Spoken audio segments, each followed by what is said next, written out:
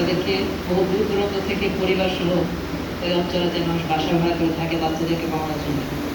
আমরাও বারবার ওনার বিভিন্ন প্রতিষ্ঠানে ভিজিটে গিয়েছি, এই বাচ্চাদেরকে কীভাবে পাঠদান করা, ওনার প্রতিষ্ঠানগুলি কীভাবে চলে।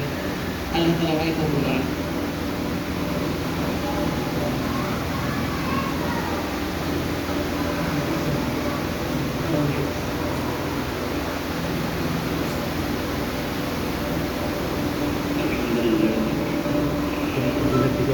والصلاة والسلام على من لا نبي بعده. أما بعد فأعوذ بالله من الشيطان الرجيم. بسم الله الرحمن الرحيم.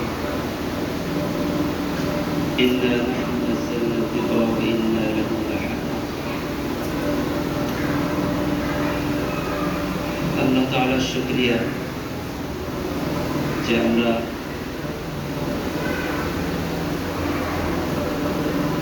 একটা দ্বীনি প্রতিষ্ঠানের সূচনা লগ্নে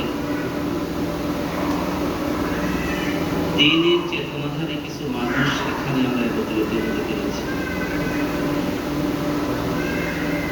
আজকে আপনাদের অনেকের কাছে আমি অপরিচিত। আমার ওস্তাদরা এখানে আছে, আরেক দিক দিয়ে আসরের নামাজের সময় কিন্তু বেশ হয়ে যাচ্ছে। খুব সংক্ষেপে আমি একটু অনুভূতি বলে কথা শেষ করে দিই। তিনি উপস্থাপক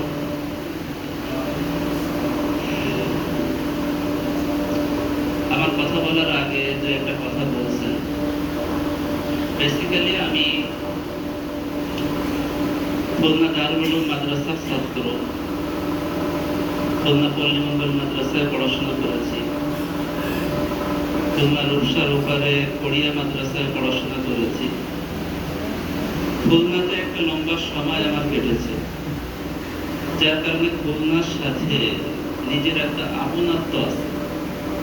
যদি আমার বাড়ির সাক্ষীরা খুলনাকে অনেক ঘনিষ্ঠ মনে হয় আমার কাছে। আজকে এখানে অনুষ্ঠানে আপনাদের সামনে একটা দ্বীনি প্রতিষ্ঠানের সূচনা লগ্নে দুই একটা কথা শুধু আমি বলতে চাচ্ছি, যে এখানে যারা আমরা উপস্থিত আছি, যাদের আমরা একটু বুঝ দান করছেন, বয়স হয়ে গেছে, প্রত্যেকের ভিতরে দ্বীনের একটা ব্যথা আছে, দ্বীন কেন্দ্রিক একটা ব্যথা আছে। আমরা যে পরিবেশে আমাদের সন্তান, আমাদের পরিবার নিয়ে এই পরিবেশের মধ্যে আমরা বসবাস করি, এই পরিবেশটা সার্বিক দিক দিয়ে আমাদের কিন্তু অনুকূল না।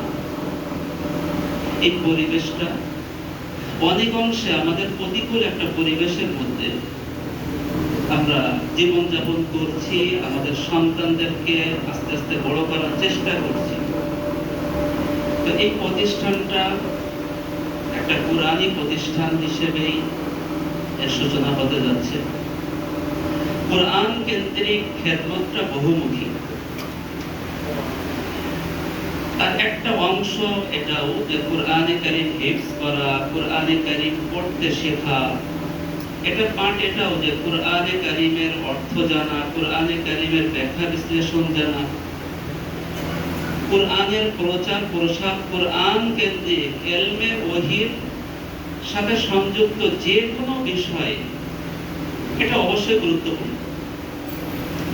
একটা প্রতিষ্ঠান গোটা ইলমে ওহীর সবকিছু ছোট ছোট প্রতিষ্ঠানের মধ্যে এটা হয়তো একসাথে হয়ে ওঠে না, কিন্তু এই প্রতিষ্ঠানে হয়তো হেফজের বিষয়টা নিয়ে শুরু হচ্ছে। কিন্তু এই প্রতিষ্ঠানটা যিনি প্রতিষ্ঠা করতে যাচ্ছেন আমার বন্ধু মানুষ, দীর্ঘদিনের, আমরা একই সাথে হিফজ বিভাগে পড়েছি। তো মুফতি সাহেবের ভিতরে একটা জ্বলন দেখেছে। জাস্ট আমি এই ব্যাপারটা শুধু শেয়ার করে কথাটা শেষ করে দিচ্ছি। মুফতি শফিক সাহেবের মধ্যে, যিনি এটা আয়োজন করেছেন আজকে, ওনার ভিতরে একটা জ্বলন আছে। এই জ্বলনটা আমাদের সবার ভিতরে যদি চলে আসে, তাহলে সমাজটা বদলে দেওয়া আমাদের জন্য সহজ হয়ে যাবে।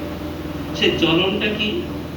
সমাজের যে কোনো স্তরের যে কোনো চিন্তা চেতনার মানুষের ভিতরে যেন দ্বীনের অনুভূতিটা মোটামুটি পর্যায়ে আনা, যাতে করে নিজের জীবনটা সহ, নিজের পরিবারটা সহ, নিজের সমাজটাকে যে বদলে দিতে সক্ষম হয়। এই যে জিনিসটা আজকে কেউ শিশুদের কোরআনী শিক্ষা নিয়ে কাজ করতেছে, কেউ মধ্যবয়সীদের, কেউ স্টুডেন্ট লাইফে যারা আছে তাদেরকে নিয়ে চিন্তা করতেছেন, কেউ বয়স্ক শিক্ষা নিয়ে কাজ করতেছেন।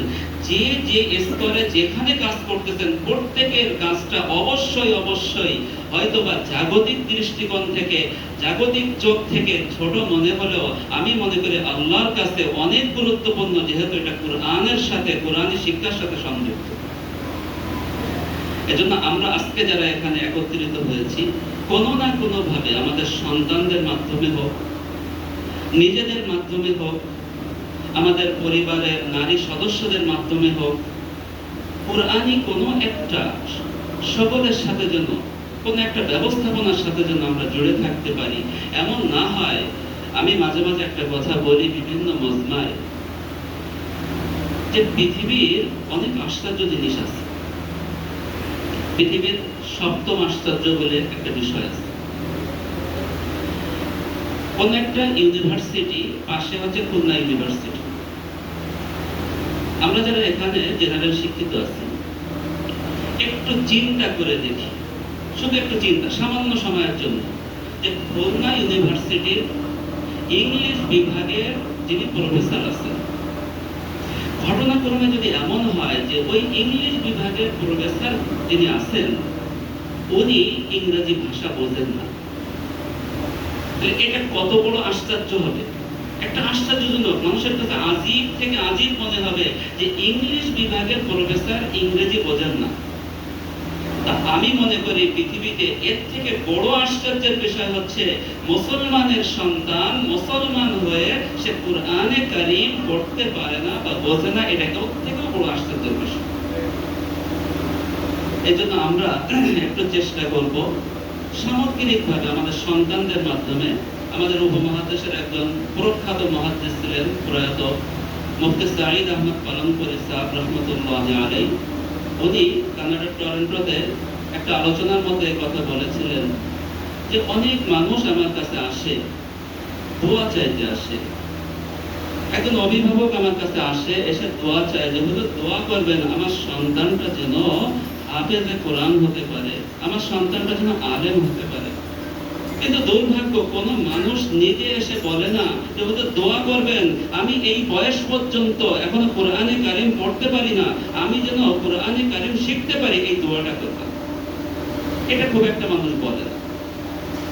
এজন্য আমরা আমাদের পরিবারের একেবারে বাবা মা থেকে শুরু করে সন্তান পর্যন্ত প্রত্যেকে কোরআনের সাথে যেন সম্পৃক্ত হতে পারি, এবং আমাদের মতো যারা আমরা আছি যে এই সমস্ত বিষয়গুলো নিয়ে ভিতরে একটু জ্বলন আছে, একটু জ্বালা আছে, এইরকম জ্বালা আমরা প্রত্যেকের দিলের ভিতরে তৈরি করি, তাহলে আমাদের পরিবারটা সুন্দর হবে, আমাদের জীবনটা সুন্দর হবে, আমাদের পরিবেশটা সুন্দর হবে, আমরা গোটা সমাজটাকে বদলে দিতে পারবো।